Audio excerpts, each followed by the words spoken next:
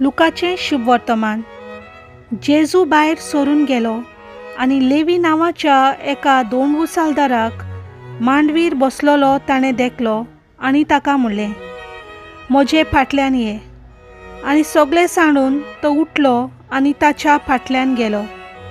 आनी लेवीन आपल्या घरांत ताका एक व्हडलें जेवण केलें आनी दोंडवुसालदाराची आनी ताचे सांगाती जेवणाक बसलेल्या हेरांची व्हड खेट आसली. तेन्ना फारिजेवांनी आनी तांच्या धर्मशास्त्रांनी गुणगुणून ताच्या शिसांक म्हणलें, दोंडवुसालदारा आनी पातक्यां बरोबर तूं कित्याक खाता पियेता?